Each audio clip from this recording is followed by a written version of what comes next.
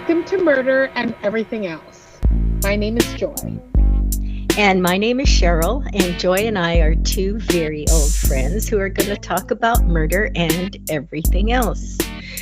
So, Joy, we talked about not touching politics, and I'm not going to. But, and this is going to be a couple of weeks old by the time that you guys hear this, but I just feel strongly, and I need to give my condolences to the man that was killed at the Trump rally. His name is Corey Comparatori, and he was, I believe, 50 years old, and he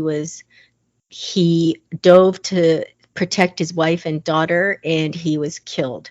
So I want to give him and his family my condolences because I feel so bad about that. And also David Dutch, 57, and James Copenhaver, 74, who were injured, but I heard they're stable.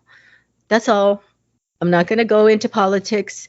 I'm not going to say who I'm for. I'm just saying everybody has a right to support who they want without being killed. Okay? That's all I got to say about that. Thank you so much for saying that, Cheryl. I think that, you see a lot of stuff whenever there's a tragedy or whenever there's something that really like explodes on the national forefront. And a lot of times people say, it's not the time for this. It's not the time for this. But I'll tell you what the time is for, and that is for for remembering people who lost their lives too soon, or senselessly. So very senselessly. Really thankful that you said that, because nobody should be out with their family for an event. I don't care what kind of event it is. Nobody should go to an event with their family and not come home. That's what really come home from it alive. I mean, that's just crazy. It bothers me so much, Joy, that his daughter and wife went home without him. That just disturbs me so much. So, yeah, I just want to give my sympathies to everybody that was involved. And, the shit has got to stop. Anyway. Yeah, guys, you know what? Like, I always say this, and I really, really do, and I think about it a lot when stuff like this happens. But I think, kiss your kids, hug the people you love, tell them that you love them, hug your pets, kiss them, reach out to people that maybe you haven't talked to for a day or two, or a week or two, or a month or two, or a year or two, that means something to you. Just tell them that you love them, because life is very finite. We don't know how many minutes or days or hours or seconds that we have. So reach out, because, God forbid something terrible should happen. You go to an event with your family and you don't come home from it, and you don't get a chance to tell those people, or those people don't get a chance to tell you. So this is a message for everyone. Tell the people that mean something to you. Show them you love them. Tell them you love them. It's so important. Yep. Anyway, just an update on that somber note. We are picking up more and more subscribers every week, friends. We have more and more listens. So we have a huge thank you to our new subscribers, to our old subscribers, and to the new ones. Welcome to our little podcast. To the old ones, thank you so much for listening and for being sticking with us through the beginning stages and the growth stages, and transitioning from one software to another software, to this, to that. Because whether or not you can tell, whether it's perceptible, Cheryl and we've had to shift gears, because this changes or that changes. So, and we have made it work. So thank you to our listeners and our subscribers. Cheryl, do you have any updates? I do have an update. Callie won't poop in our backyard.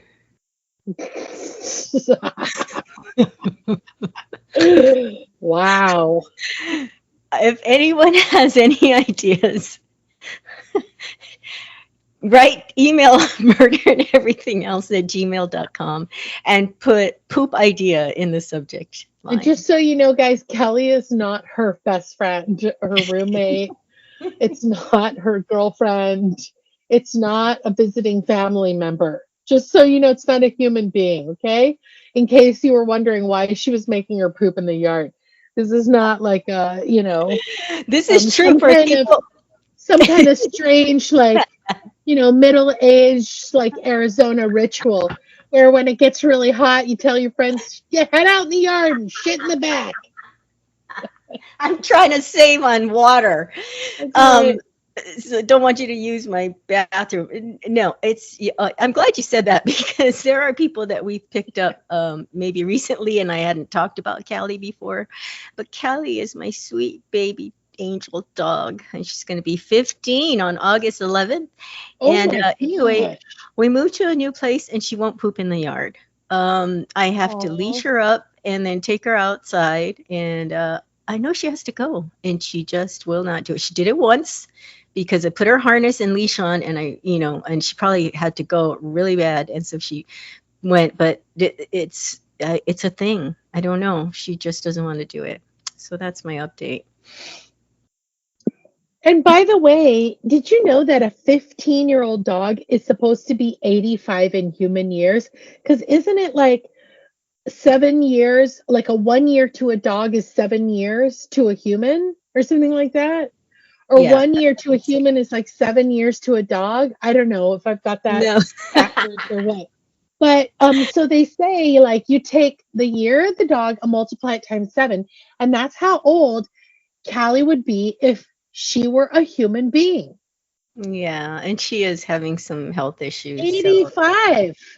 yeah, Oh I my God. If she has her own teeth and she's still pooping outside of a diaper, I say, bravo, Callie. yeah. I'm trying to hang on to her as long as I can. But anyway, it's a mystery. If anybody can shed some light on this, it would be really interesting to hear I'm here your to tell you feedback. that by 85, I am hoping that I am pooping in a diaper again. I really am. I just don't want to hassle with the toilet anymore at that point. Just saying. And you're going to be changing your own diaper? Sure. You That's know, awesome. root and scoot, root and scoot. All right. Anyway, heading on to shout outs.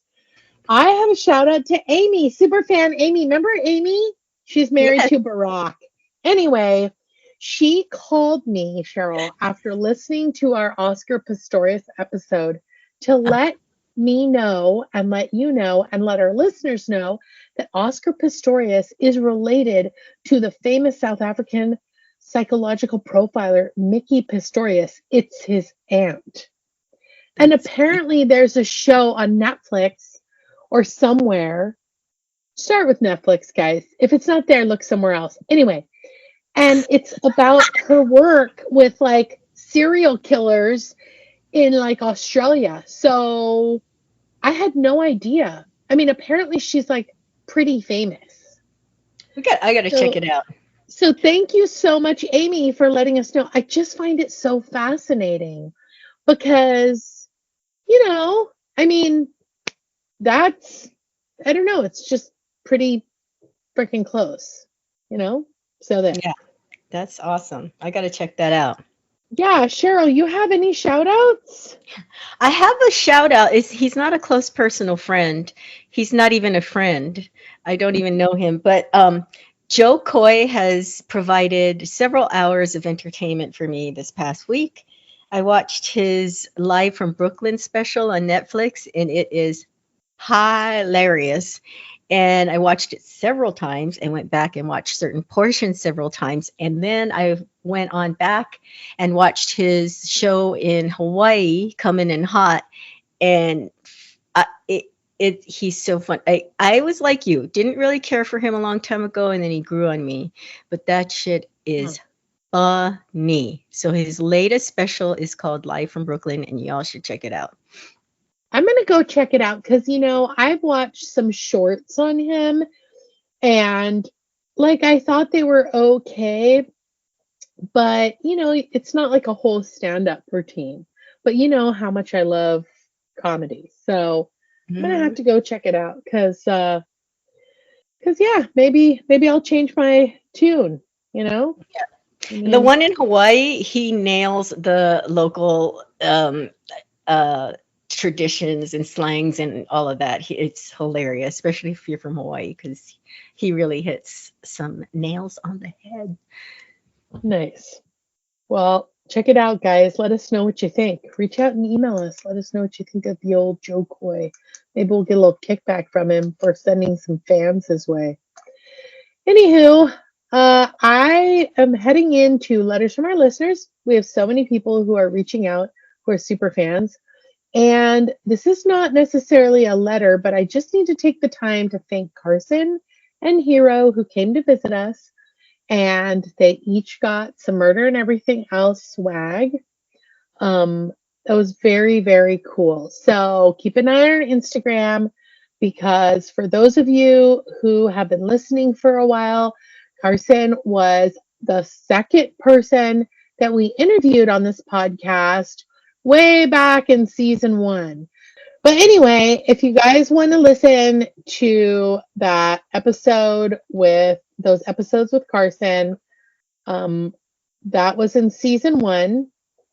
Anywho, with that, I just want to tell you that we still don't have any hate comments on any of the platforms that we're streaming on. You sound So, disappointed. I kind of am. I'm not the only person that's mentioned that you really haven't like arrived until you start getting hate comments. So, Mhm. anywho, just saying, anybody out there wants to leave us a snarky, rude comment, we're probably going to be okay with it.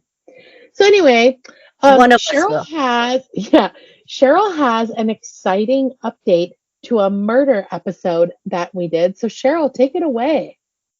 Yeah, so I'm very passionate about this. I have my opinions, and I want to start off saying that these are my opinions, and I'm going to come on strong.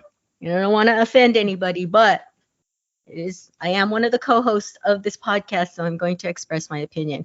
So we did an episode last year on the onset shooting on the movie Rust, And it and was I episode number 8 and it dropped on excuse me, March 5th of 2023.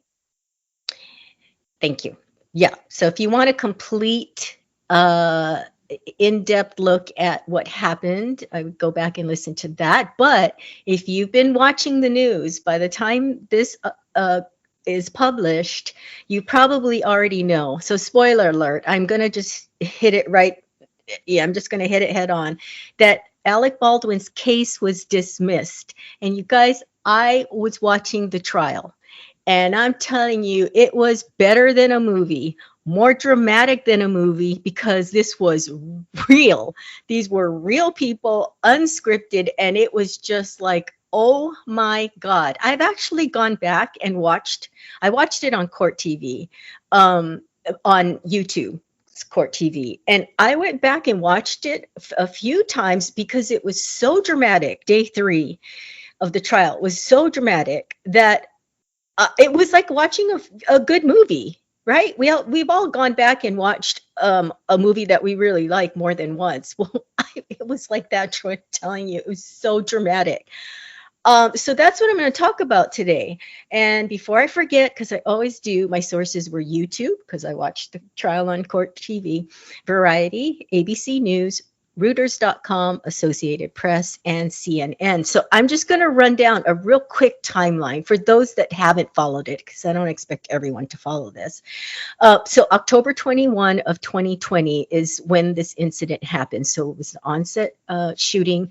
Well, on the set of the movie Rust at the Bonanza Creek Ranch in New Mexico, cinematographer Helena Hutchins, who was only 42, was shot and killed while they were rehearsing a scene. Alec Baldwin was holding the gun.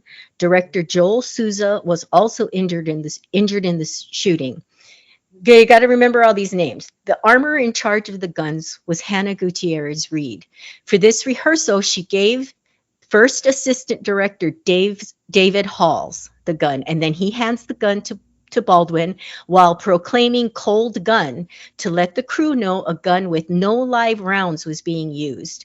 And the Santa Fe County Sheriff's Office starts an investigation. And then 6 days later, October 27, oh no, this is a year later, October 27, 2022, the Santa Fe Sheriff's Office hands the case over to the district attorney, so the district attorney will now decide if they're going to press criminal charges against anyone involved in the shooting. And then January 19th of the next year, 2023, charges are announced. Prosecutors announced that they're going to charge Alec Baldwin and Hannah Gutierrez, the armorer, with involuntary manslaughter. And David Halls agrees to plead no contest to the charge of negligent use of a weapon, and he's later sentenced to 6 months unsupervised probation as part of his plea deal. And no charges were filed against anybody in the shooting of director Joel Souza. He recovered from his injuries. January 31st, 2023, charges are formally filed against the armorer Hannah Gutierrez and Alec Baldwin. February 23, Baldwin pleads not guilty. April 20th, the charges against him are dropped as Rust resumes filming. Yeah, I gotta tell you, you shouted it out like in April when Rust resumed filming, and we kind of talked about it. I just felt like, one, it was so soon, and I don't know. It just felt like it was in poor taste. Like, Yeah. I know a lot of work goes into getting a movie off the ground and the funding and the blah, blah, blah, blah. But I'm sorry, that's a huge deal. Like, shit, I felt weird. have to, it's like, you don't have to keep going. No, it felt icky to me. It really did, that they resumed filming. I know the thought behind it was that Helena, was a tribute to her. She would have wanted it finished. And maybe that's true, but it made me uncomfortable. But who knows? So on June 22nd of 2023, Gutierrez, the armorer, faces a new charge. So prosecutors, in addition to the involuntary manslaughter charge, they charge her with tampering with evidence for allegedly transferring narcotics to another person following her interview with the police in the wake of the shooting. So somebody got up on the stand in her trial, because I watched it, and said that she said, "Here, hold on to this for me." And it was a white powder. That's what the witness said. On August 9th of 2023, Gutierrez pleads not guilty.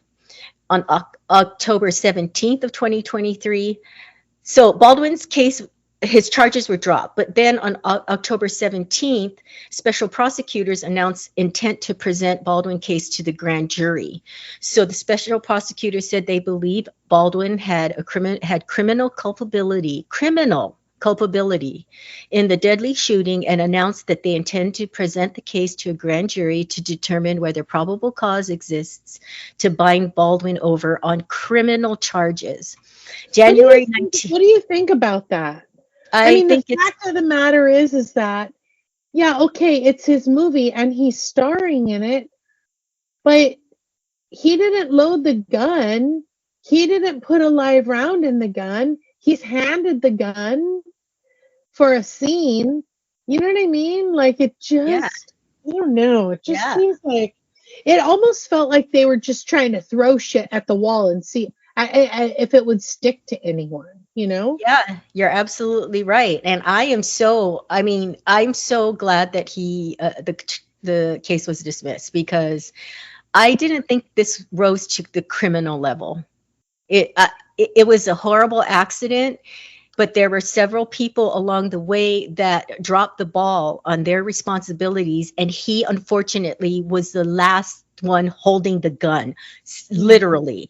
Like, he was the last chain in that horrible chain of events that got the gun. But there were several lapses of responsibility before him, and the guy that hands it to him, which is the assistant director, he is in charge of the safety on the set, and when he pled no contest. He was so lucky that guy is the luckiest guy in the world right now, because he said when he was questioned that he doesn't remember if he, okay, this is the other thing I want to say right now. I may not use the right terminology, whether it's ammunition or bullets or whatever. I don't know guns, okay, but he didn't check the chambers and the cartridge or whatever the hell he says. He can't, he's not sure if he checked that last one. Okay, so, Oh, and he gets a plea deal, but Baldwin is held on criminal charges. So, yeah, so yeah, that's how I feel about it. I thought it was bullshit. January 19th, 2024, he's indicted. So first it goes to the grand jury, and then he's indicted. January 19th of this year, 2024. He's indicted on involuntary manslaughter in the shooting. So March 6th of this year, Gutierrez is found guilty of involuntary manslaughter, but she's not found guilty of tampering with evidence with the white powders that she supposedly gave someone. And on April 15th, Gutierrez is sentenced. Judge Mary Marlowe Summer sentenced Gutierrez to the maximum of 18 months in prison. And you will hear her name again. She is a bad bitch. She is a boss, this judge. She's acerbic, but I love her. She's like to the point. She's not taking any bullshit. And you will see that in action when it comes to Alex's trial. So July 9th of this year, Alec Baldwin's trial begins, and like I said, Judge Mary Marlowe Summer is the trial. Said the trial was expected. She's the judge, and she says it's expected to last 2 weeks. That was July 9th. On July 12th, 3 days into his manslaughter trial, she issues a stunning decision when she grants the defense's motion to dismiss the case. And I got to tell you, I'm telling this, like I said, it was like I was watching a movie. And it was incredible. So I went through like the entire thing with everybody else involved, the David Halls, the assistant director, Hannah Gutierrez, the armorer, but just to zero in on what happened to Alex. So again, January 31st of 2023, charges are formally filed. April 20th of 2023, so only a few months later, charges are against him are dropped. Imagine put yourself in his shoes. Yeah. You're charged formally with a crime, and then it's dropped. And then later on, the fall of that year, special prosecutors, and I'll tell you, one of them was real special. And it's not in a good way. They announced the intent to present the case to the grand jury, and the grand jury pretty much okays it, right? So now he's indicted again in a year later. I mean, imagine the roller coaster you're on. Oh, yeah. I mean, and the other thing is, Alec Baldwin is married. He has 7 small children with his wife, and then he has another child with a former wife. So he has 8 children he has to be responsible for. I mean, sure, the oldest one's an adult by now, but still, I mean, dude's got to put bread and butter on the table. Yeah, but imagine going through that. You're charged, you're not charged. You might be charged, with the grand jury, and then, yeah, you're charged. Okay, so what caused the prosecutor's change of heart? Because this is what I was wondering. How did he go from the charges being dropped to them charging him again with criminal negligence? And I also wondered, was he offered a plea deal like that guy Dave Halls, who handed him the gun and said cold gun? So Alec Baldwin was offered a deal last October of 2023, to plead to a misdemeanor and apparently serve no jail time in the accidental shooting, just like David Halls, the guy who yelled out cold gun before giving it to Baldwin, was offered and accepted. And all he did was 6 months supervised probation. Alec, on the other hand, might go to prison for 18 months if he's found guilty. But before Baldwin could decide whether to accept the terms of the plea deal, prosecutors withdrew the offer and told his lawyers they would seek to indict him. And like I said, he faced up to 18 months in prison if he was convicted at this trial. Do you think the reason they went after him was because he's famous and because he's rich and, all that? personally, again, these are my opinions, and I'm not going to pussyfoot around him. Yeah, I think so. I think this psycho blonde prosecutor, don't come for me, lady, because I got no money. um, I I think she had a personal issue with Alec. Um, I think she didn't like him. I'm going to go into that. And there are rumors that she wanted her 15 Interesting. minutes of fame. There are some that things I've heard and read that she wanted to be the one to bring this very famous celebrity down. So uh, at the grand jury trial, his lawyers asked the judge to throw out his manslaughter case. They accused the prosecutors of violating nearly every rule in the book in the course of obtaining an indictment. So this was their whole motion before, and it's too bad that it wasn't dropped back then. Everybody could have not wasted so much time and money, but Well, to have yeah. I mean, think about the money that it costs for all the discovery, all the work, all the legal proceedings, all the documentation, all the copies that have to be made, and then the people of the court who have to be there, and the court reporters, and the blah, blah, blah, blah, blah, and the person, the stenographer. I mean, just think about all the resources and the judge's time, and then the attorneys. It's like, it's yeah. not cheap. No, and so his lawyers wanted them to case back at the grand jury stage of it. The attorneys argued that prosecutors leaked information to the press, failed to present exculpatory evidence to the grand jury, and gave a faulty jury instruction on involuntary manslaughter that stacked the deck against Baldwin. Enough is enough, the lawyers wrote. This is an abuse of the system and an abuse of an innocent person whose rights have been trampled to the extreme. Baldwin's defense attorneys accused Morrissey. Carrie Morrissey is this blonde prosecutor who was unhinged at his trial. You guys have to watch it. Just if you want to see a train wreck in action, watch part of this trial. It's unbelievable that this was for real. It wasn't a movie. They accused her of engaging in vindictive and malicious conduct from start to finish. They said the state had one goal: indict Baldwin, no matter the truth, no matter the rules of the court, no matter the rules or the court rulings, and no matter what it took to do so. And this ended up being true in the end. Baldwin's lawyers accused the New Mexico prosecutors of a litany of abuses and were seeking to have the case dismissed. Morrissey said, okay, and listen to this. So this Carrie Morrissey, this blonde prosecutor, and I'm only saying blonde, you guys, to identify her. I don't have anything against anyone. She says charges against Mr. Baldwin are not being pursued because of his criminal history, his impressive level of arrogance, or to teach him a lesson. Why would you say that if you didn't have some kind of an ulterior motive? Yeah, it's You know like what I'm saying? maybe she didn't like the job that he did in Something's Gotta Give, and so she's all after this guy. She's all, I saw that movie you were in with Meryl Streep, and I really No, don't that's like not what you did Something's to Gotta her. Give. Oh, I love your misquotes, just like with Whitney Houston and Celine Dion.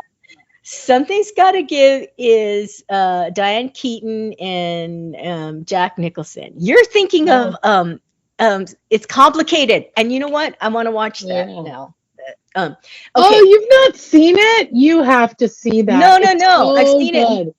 I've And seen it many times. also, maybe she really didn't like the way he treated Julia Roberts in Notting Hill. No, was he in Notting Hill? I feel like you are Remember? getting all your actors He mixed up. played he played Julia Roberts' like secret boyfriend.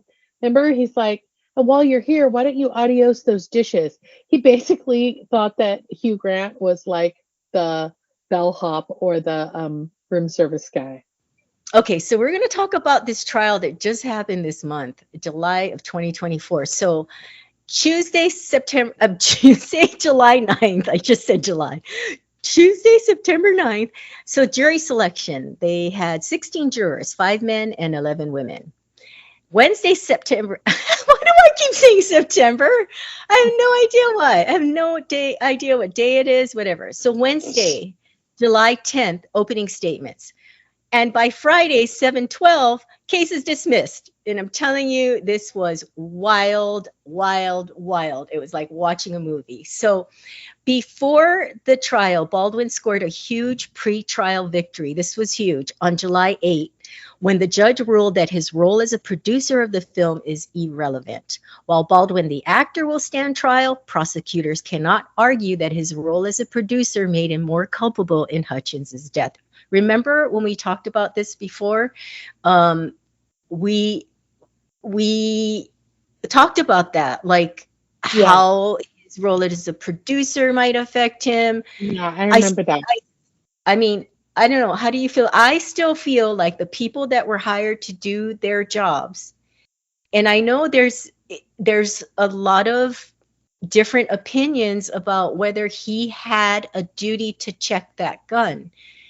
I feel like the armorer and the first AD were more culpable than him, and that's why it bothers me that the AD, David Halls, could take a plea deal. But Yeah, Baldwin, I don't who know, has maybe he the just gun, wanted it to go away. I mean, I kind of also feel like Alec Baldwin was like, he believed in his innocence so much that he decided, I'm going to fight this.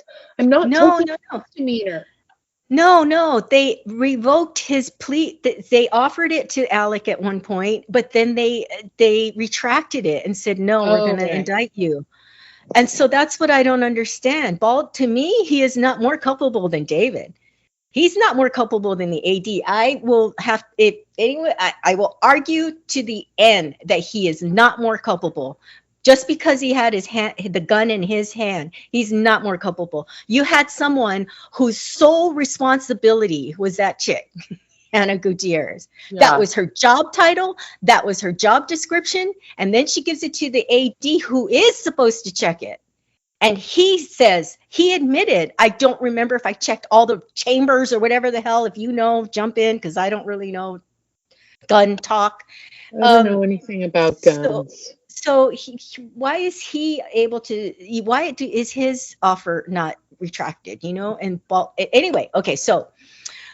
Um, then so he won in the pretrial. They're not going to be able to bring in the fact that he was a producer. And then, so there's this crazy prosecutor named Carrie Morrissey.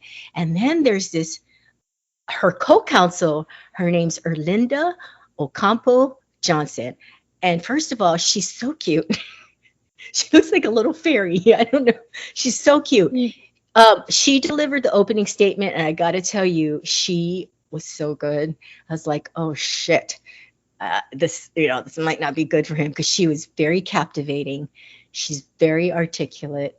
She's not freaking this Morrissey lady. Her voice is like nails on a chalkboard. But this Erlinda Johnson, she gave the opening statement, and she says in her opening statement that before the shooting, Baldwin skipped safety checks and recklessly handled a revolver.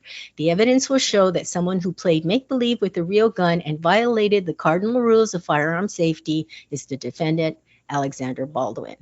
But his defense attorney, Alex Spiro, told jurors in his opening statement that the shooting death of cinematographer Helena Hutchins was an unspeakable tragedy, but that Alec Baldwin committed no crime. He was an actor acting.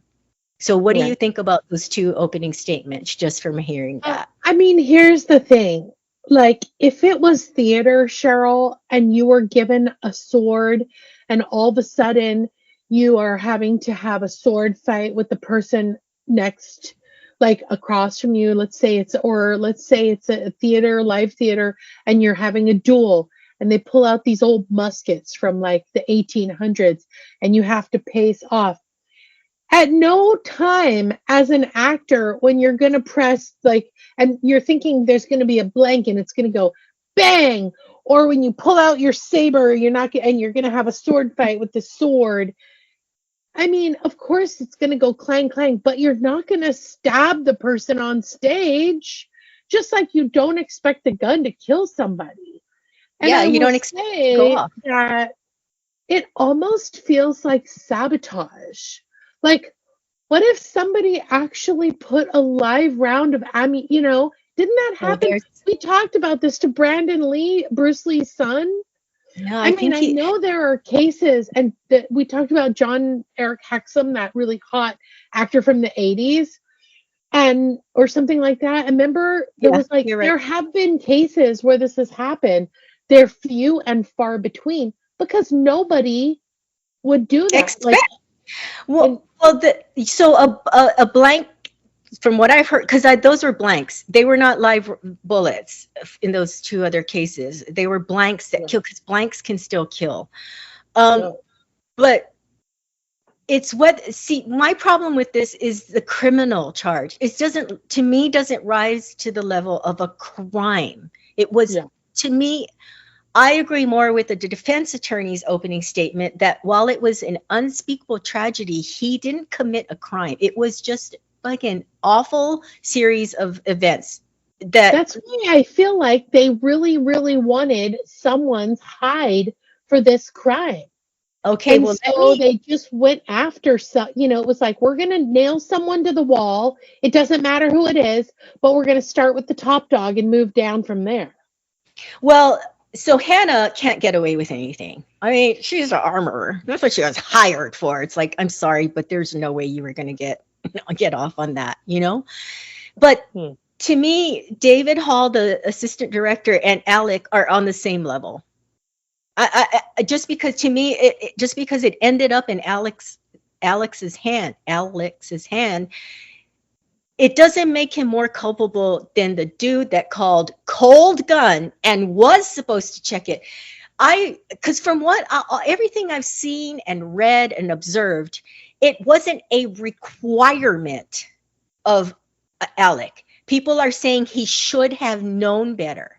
But just like you were saying with the sword, if someone's in charge of the props, I'm expecting Right. I can swing that sword because you're in charge of the props. You hand me a real samurai sword, it's not my fault if it cuts someone because you're fucking in charge of the props. Right? Right. I mean, like, I wouldn't even know how to check a gun if I was the actor, but so the civil trial, who knows what's going to happen? It's the criminal part of it I have a problem with. I mean, and so the things that I watched, okay, let me ask you this. So someone tried to give like a comparable situation. Like, let's say someone puts a bomb in a car, and the bomb won't go off unless you crash into something with that car. And Right. so the person who gets in the car is not the person that put the bomb in there. Okay. So let's say Dave Halls is the one that puts the bomb in the car, and Alec Baldwin is the one that gets behind the wheel. And Alec is driving recklessly, so he runs into someone or a building or whatever, and it explodes. Who is at fault? The guy who put the bomb in the car, or the guy that was driving the car recklessly? The building, because if you hadn't hit it, the bomb wouldn't have gone off. The building should have stepped out of the way. I mean, Anyway, here's so the thing. I also don't feel like they can show any criminal intent. When that, somebody yeah. plans a crime, Cheryl, they do all this discovery to find out that there were cell phone records and there were text messages, and they met at a park and talked about their crime, and then they bought all the shit online from some other country, and then they planned a meal that they were going to poison someone with, and then they snuck in the middle of the night with the weapon. Like, there's all this criminal behavior that shows premeditation and intent and blah blah blah. Okay, I well, mean, this was a movie set. okay, I do want to say that he's not being charged with murder, like premeditated murder. He was charged with involuntary manslaughter, but it was to a criminal level. So there doesn't have to be intent. So what they're saying is he was reckless. Now, Right. that's where I don't believe he was. Now, a lot of people are like, you should never point the gun at anyone because it might go off, blah, blah, blah. Now, I am for sure not blaming anyone. I'm not blaming Helena. I'm not blaming Joel Souza. But there was talk, they were rehearsing this shot. and he was told where to direct the gun. So it's just it's so they were saying he was reckless, and I don't know if they meant he was. They did. So Erlinda Johnson did say that okay, I have to move. I have to go forward in this because I want to talk about something else with her.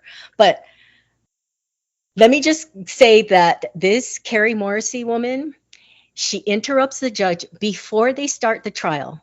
The day before, on the when they have the pretrial motions, she tells both sides, because of Morrissey's behavior in the Hannah Gutierrez trial, she would sit at the bench and just talk. She'd be like, "Objection, judge, blah blah blah blah blah blah." You can't do that. It's supposed to be one word: hearsay, irrelevant, da da da. And then if you're going to go into a narrative, you have to go up to the bench. It's so that you don't influence the jurors. So Yeah. she was doing all these stupid antics at Hannah Gutierrez's trial that this judge tells both sides. And it's unfortunate the defense has to be treated like a child too because of her behavior. She tells them, "You are not going to speak from your table. You're going to have to come up every time you object." And all the experts were like, "My God, this is going to drag the trial out." I mean, they weren't even going to be allowed to say one word. They were supposed to say objection, walk up to the bench every time they objected. Well, once the trial started, write in anybody if I missed the part where the judge says, "You know what, you don't have to do that," because on day one, the Morrissey starts doing that. She just starts talking. Well, the DA is questioning the witness. She just says shit. She was out of control. And I'm not even exaggerating. There was one point where the district attorney, Alex Spiro, was questioning a witness, and Morrissey starts talking, and he stops and he looks at the judge and he goes, "Was that an objection or is she just talking?" And by that point, the judge had enough of Morrissey, and she was like, "Stop." She's like, "One word." And the Morrissey keeps talking. She goes, "That's not an objection." Um, it was incredible. So let's talk about Friday morning, July 12th, not September 12th, July 12th. The defense comes in and they file a motion to dismiss the case. And this is very, very common. It's almost like it's just standard. The defense has to try to have the case dismissed.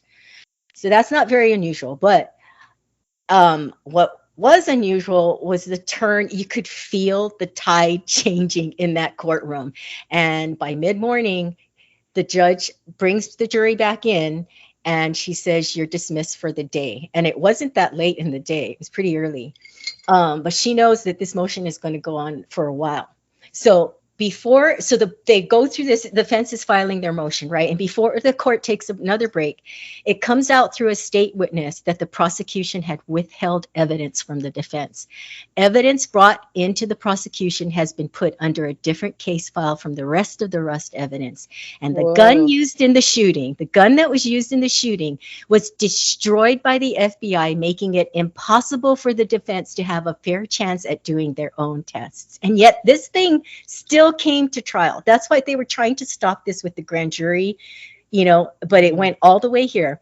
And then they had this crime scene tech on the stand. This was the day I was texting you because I was so angry.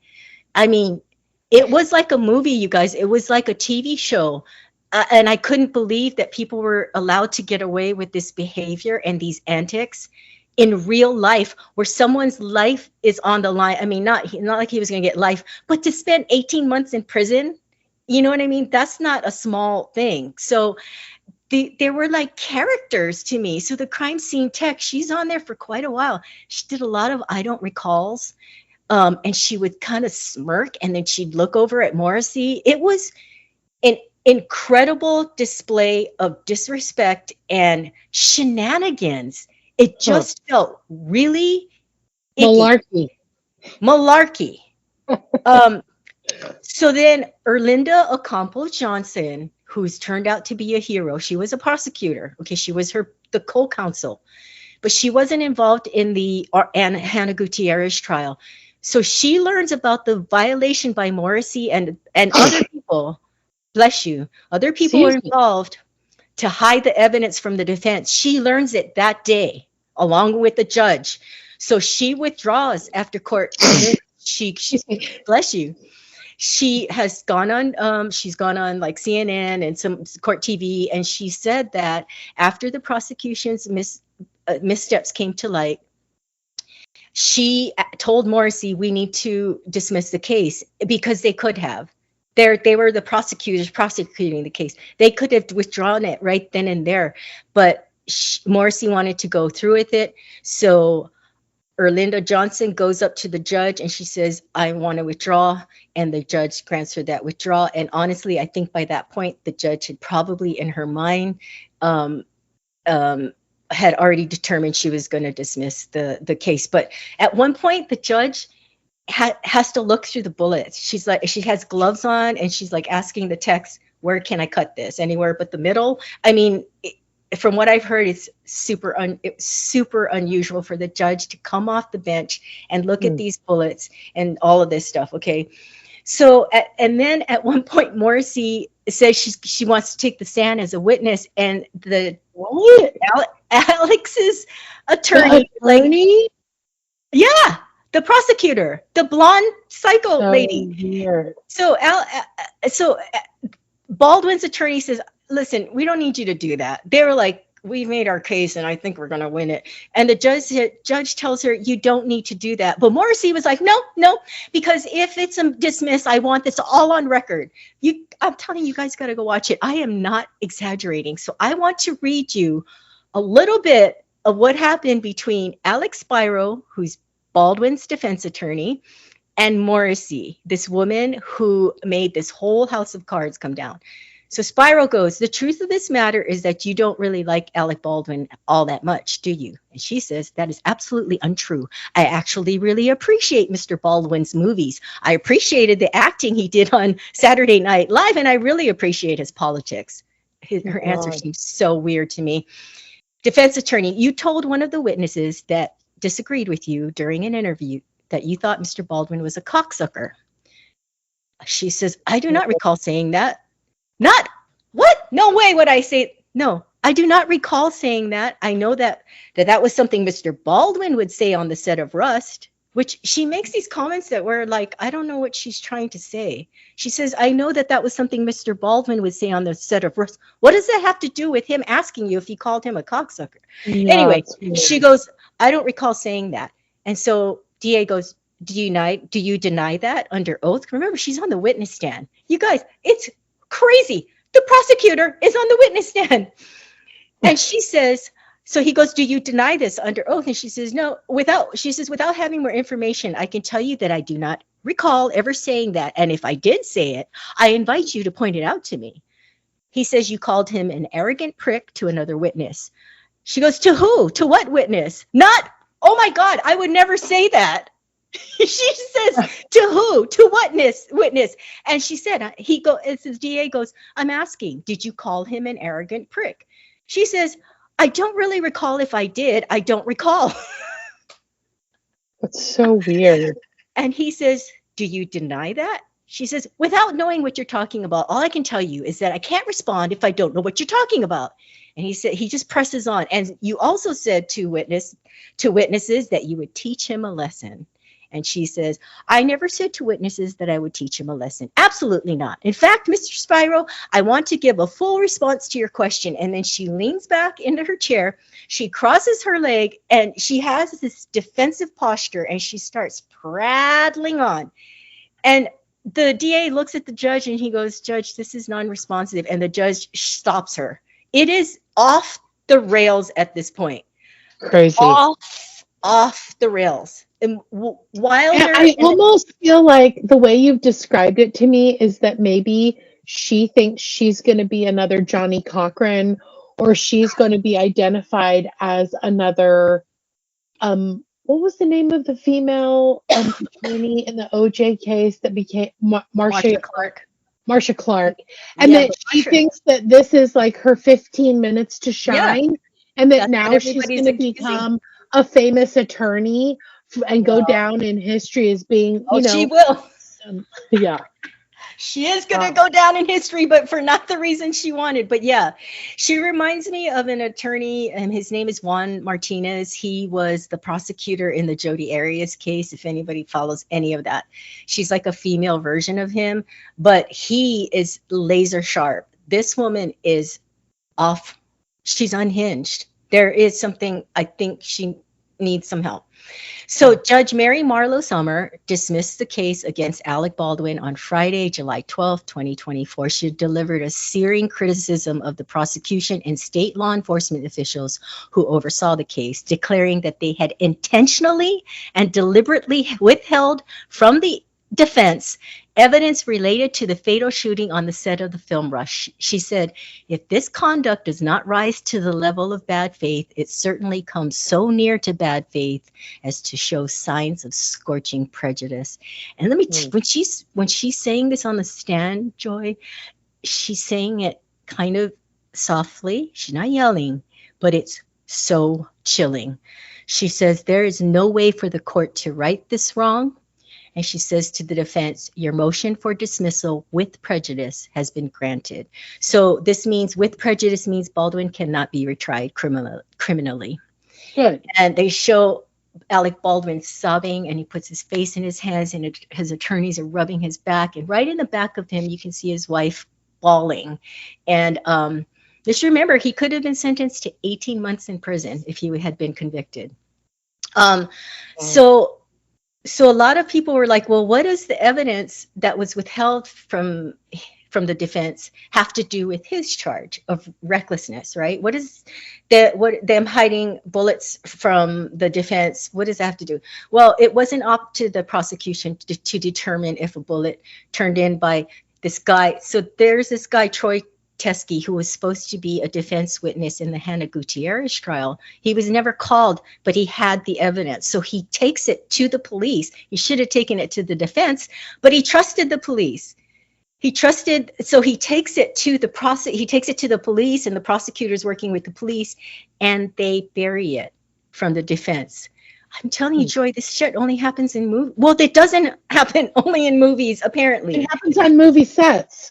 So yeah, so the prosecution has a duty to share it with the defense, and that's why Erlinda Johnson quit, because she had Good. ethics. And when she found out what her co-counsel did, she's like, I don't. We should dismiss it. And then Morrissey didn't want to, and she's like, I'm out. I don't want to be. This is unethical. So I'm interested to see if Alec is going to sue the state. Or if he's just going to let it go, possibly. What would you do? Maybe you just want to go on your your merry way and forget about it. Well, he's got 8 children. He's got to make money. Like, I mean, come on. He's also not 35 or 40. I mean, how old is Alec Baldwin? Grandpa's got to be pushing what, 65, 70? Yeah, I don't know. So, Do you think it's he's got gonna? to be thinking about retirement because sometime around the time that he kicks his social security kicks in, he's also going to be probably having a kid graduating from 8th grade. So, you know, it's not going to be You a know, cheap life. he has a baby right now. His youngest is a Yeah. baby.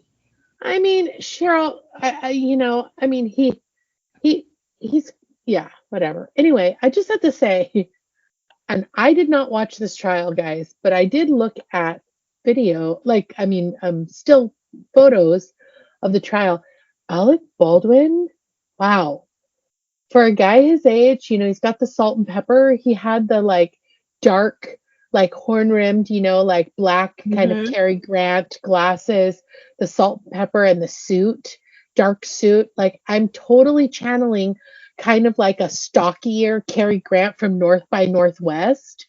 I mean, he Uh-huh. just had, I was like, how does this man get hotter as he gets older? Well, I've always liked Alec Baldwin. But I was telling you that even the people that didn't like him and thought he should be convicted, and I think it's very easy for your personal feelings to affect your thoughts. but I honestly looked at it subjectively. I do really like him, but what just wasn't right. And so even people that said, they thought he was an asshole and blah blah blah, even they were like dismissing the case was the right thing to do. But they should have done it at the grand jury because it was the same. The prosecution was pulling all those shenanigans back then, and then Yeah. it came all the way to this, and then it had to come to this. So Baldwin and other producers still face civil lawsuits from Hutchins' parents and sister, which white collar defense attorney Mark Sedlander told the Associated Press is more common for workplace accidents like the fatal shooting, which is a civil lawsuit, not criminal. That was my whole thing. Whether Rust, the movie, will be released is still unclear. Producers have said finishing the film was meant to honor Hutchins's artistic vision and generate money for her young son. So, I don't know how I feel about that. If it comes out, I don't think I'm going to watch it. So what does the dismissal of Alec Baldwin's case, what could it mean for convicted Rust armorer Hannah Gutierrez Reed? Because remember, this has to do, same prosecutor, a lot of the same evidence. Okay, so the dramatic dismissal of the involuntary manslaughter case against actor Alec Baldwin over withheld evidence could mean the release of convicted Rust movie armorer Hannah Gutierrez Reed from a New Mexico state prison, legal experts say. Immediately after the trial's stunning end, Gutierrez Reed's attorney said he planned to file a motion for her release. And he says, I fully expect Hannah Gutierrez Reed to make the same argument for her conviction to be overturned. I think this is interesting. I think this case wasn't won by Alec Baldwin as much as it was lost by the prosecution. This evidence is more exculpatory and exonerates Gutierrez Reed even more than Baldwin because the evidence had to do with the bullets, the live bullets, the blanks, the dummies, blah, blah, blah. Right. That affects her more than him. Seth Kenney, if you guys watch any of this or read any of it, is the guy that provided the ammunition. Again, I may be using the wrong verbiage for the movie Rust. So he provided it to Hannah. And there was a text he sent to someone that said, shit, ugh. But she didn't do her job.